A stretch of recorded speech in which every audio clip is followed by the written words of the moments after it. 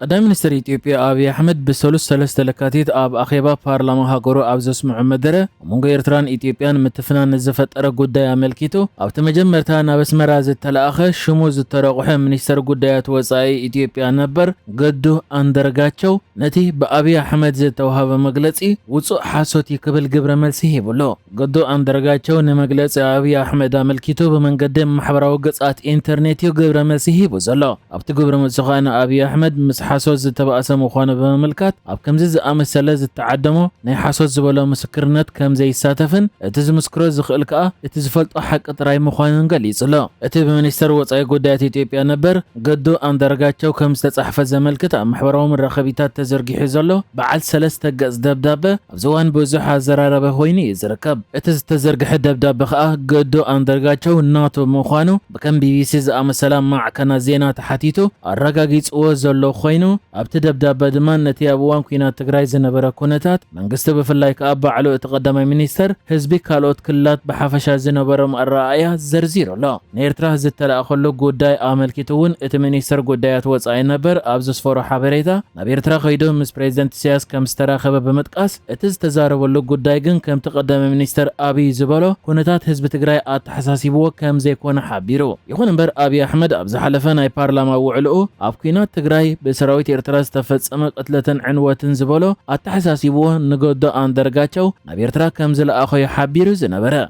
قدو جن كابتو كل زتبهالة اتحانت حقي اتانا بس مراز تقبرت مغاشات راي مخوانا بمتقاس اتز تلعل الزعبات الدماء اقالي ولا ابتي سلسة قص اتزحزين اب ابي احمد زغنعه ولع دبداب بيودما قالب قالو كمزي زبلا مجمرتا ورحت ريك لتشحن عسر سلستن بقوزازرا قز حدا بعل سلطان منيستر قدايات وصاي حيزه نتي نا بريزيدنت سياس كبصح زلاخكم نملخت كبصح نصبحيتو نا بس مرا بصيحه تمليسه دحر مبال اتنق اند سلسته ملخت دما كمز كبلي زرزير وانزلا اتي اب لعلو ويانا زوسدنا زتوهاد سرحيت بعوت سلزازمنايو نينكو دس بلنا ملختن بريزيدنت سياس مبصح اكل سراويت مكلخال هاجر زخونه سمين از مستطقعه تقبلهم نزغبرو كنكن بدحر ادمان ملسمت قعتي دلو كخون نزغبرلنا حونتا ودقف نبزبن منغستن ايرترا مسغانا مبصح حدا دقفت ويانا يخون صبغ زمدنا ايرتران ايثيوبيان زيدليو ناي قدام حيلتات بفلاي دما عالم لخيان تكالات ميديان مس قداي قهسس سبعو مسلات بزتحز سفيح وفريق كفيتو ملنا اللو زدما وعيل حاديرو نخلنا سعبين كمصالنا سلازخل طنقاق خنقبر علنا زبل منبارو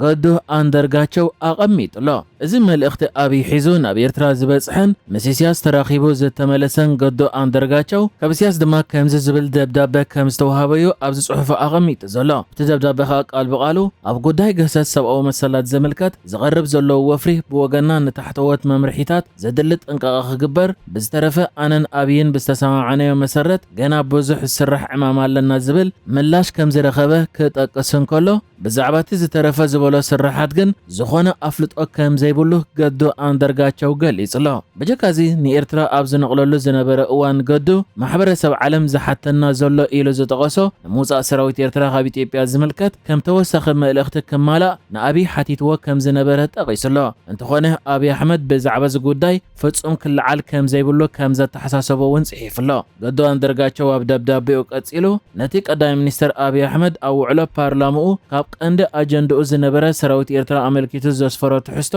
ኣብ ኩናት ትግራይ ክሳዕ ምፍራም ስምምዕ ፕሪቶሪያ ወተሃደራት ክልቲአን ሃገራት ክሳብ ናይ ሓንቲ ሃገር በዝመስል መልክዕ ከም ዝተዋግኡ በመጥቃስ ኣብ ኩሉ ስርሒታት ከዓ ሰራዊት ኤርትራ ካብ ጎኒ ሰራዊት ምክልኻል ኢትዮጵያ ዝተረፈሉ ዳርጋ የለን ክብል እውን ገዱ ኣንደርጋቸው ኣብ ደብዳቤኡ ኣቐሚጡ ይዝረከብ ገዱ ወሲኹ ካልእ ተሪፉ ኣብ ክራማት 2013 በቆጻጽራ ግዕዝ ሓይልታት ትግራይ ክልል ኣምሓራ ሰጊሮም ክሳብ ደብረ ታቦር ኣብ ዝበጽሕሉ እዋን ሰራዊት ኤርትራ መጺኡ ከም ዝተዋግአና ንዝክር ይብል ገዱ ኣንደርጋቸው ኣብ ደብዳቤኡ ቀጺሉ እቲ ኩናት ብሓፈሻ ንምእማኑ ብዝጸግም ኩነታት ህዝቢ ትግራይ ከዳቕቕ ዝገበረ ምንባሩ በመጥቃስ ብኩሎም እቶም ኣብቲ ኩናት ዝተሳተፉ እንተላ ሓይልታት ትግራይ ወሲኽካ ህዝቢ ትግራይ ዝወረደ ሃስያ ቀዳማይ ሚኒስትር ኣብይ ይቕሬታ ክሓትት ትጽቢት ከም ዝነበሮ እውን ኣስፊሩ ኣሎ እዚ ተሪፉ ግን ኣነ ንጹህ እየ ብዝብል ሓቐነ እቲ ኩሉ በደል ናብ ሓደ ወገን ከጸጉዖ ምፍታን ካብ ፖለቲካውን ሞራላውን ተሓታትነት ዘድሕን ከም ዘይኮነ እውን ኣስሚሩ ኣሎ ኣብ ርእሲ እዚ ገዱ ኣንደርጋቸው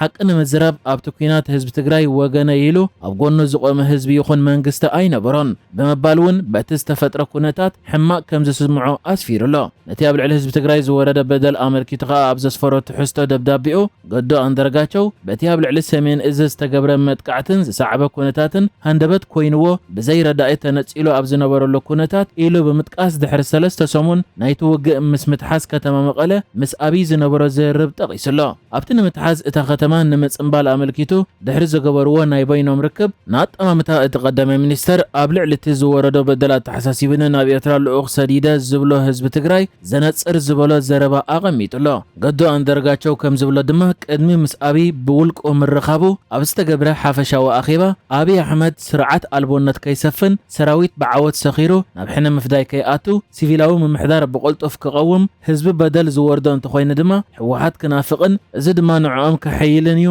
ዝብሉን ካልኦት ንጥብታትን ዝተላዕልሉ ርክብ ኣኼባ ድሕሪ ምዝዛሙ ክልቲኦም ኣብ በይኖም ኣብ ዝገበርዎ ዝርብ ኣብይ ኣሕመድ ተጋሩ ድሕሪ ደጊም ካብ ዝወረዶም ስዕረት ሓይሎም ክትስኦም ኢልካ ኣይትሕሰብ ከምዘይ ትንስኡ ጌርና ሰቢርናዮም ኢና ብዙሕ ሰብ ህዝቢ ትግራይ ይብለኒ እዩ ህዝቢ ትግራይ ካብ መን ይበልጽ ከምዘይ ትስእ ጌርና ኣዳቂቕናዮ ኢና ብሕጂ ድማ ብዝኸፍአ ክነዳቕቆ ኢና ስርዓት ከቢድ ስለ ዝኾነ ድሕሪ ሕጂ እቲ እንፈልጦ ህዝቢ ትግራይ ተመሊሱ ኣይክመጽእን እዩ ከም ዝበሎ ገዱ ኣንዳርጋቸው ጽሒፉ ዘሎ ኮይኑ በተወሰኸውን ኣብይ ስዕረት ከቢድ ስለ ዝኾነ ድሕሪ ሕጂ እቲ እንፈልጦ ህዝቢ ትግራይ ተመሊሱ ኣይክመጽእን እዩ ከም ዝበሎውን ብምስፋር እቲ ብዛዕባ ህዝቢ ትግራይ ዘለኩም ኣመለኻኽታ እዚ ይክብል ንቀዳማይ ሚኒስተር ኣብይ ኣሕመድ ብዛዕባ ህዝቢ ትግራይ ዘለዎ ኣረኣእያ እንታይ ምዃኑ ገዱ ኣንዳርጋቸው ኣቃሊዕዎ ዘሎ ገዱ ኣንዳርጋቸው ኣቐዲሙ ፕሬዝደንት ክልል ኣምሓራ ዝነበረ ኮይኑ ድሓር ሚኒስተር ጉዳያት ወፃኢን ኣመኻሪ ቀዳማይ ሚኒስተር ኣብ ጉዳያት ሃገራዊ ድሕነትን ኣባል ባይቶ ወከልቲ ህዝብን ኮይኑ ኣገልጊሉ እዩ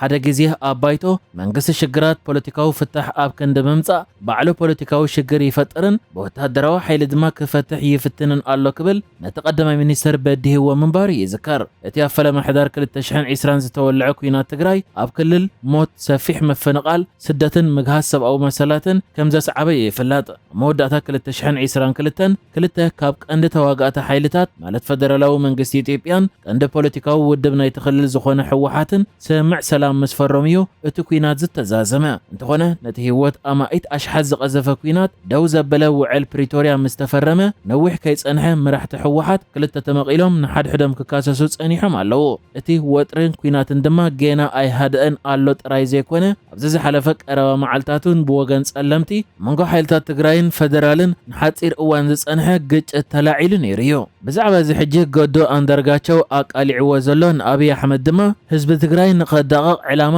ከም ዝነበሮ ኣቃሊዕሉ ዘሎ ደብዳቤ በዝምልከት ብወገን መንግስቲ ፌደራል ዝተዋሃበ ግብረ መልሲ የለን ብወገን ኤርትራውን ብዕሊ ነዚ ጽሑፍ በዝምልከት ዝተዋሃበ ግብረ መልሲ እኳ እንተዘየለ ምስና ኤርትራ መሪሕነት ቅርበት ዘለውን ገለ ምርባት ሓበሬታ ከምኡ ድማ ውልቀ ሰባት ይዝርግሑ ኣብ ዘለው ጽሑፋት ግን ገዱ ኣንዳርጋቸው ነቲ ኣብይ ኣሕመድ ንኤርትራ ዝኸሰሰሉን ኩሉ ሓላፍነት ንሰራዊት ኤርትራ ከሰክም ዝፈተነሉን ኣቃሊዕዎ ኣሎ እቲ ሓቂ እዚ ብምባል ናይ ገዱ ኣንዳርጋቸው ጽሑፍ ደጊሞም ክዝርግሕዎ ተራእዮም ኣለው نحجز تدالو الزيناتات ازينيرو بكالك ساب نرغب سلام نعخم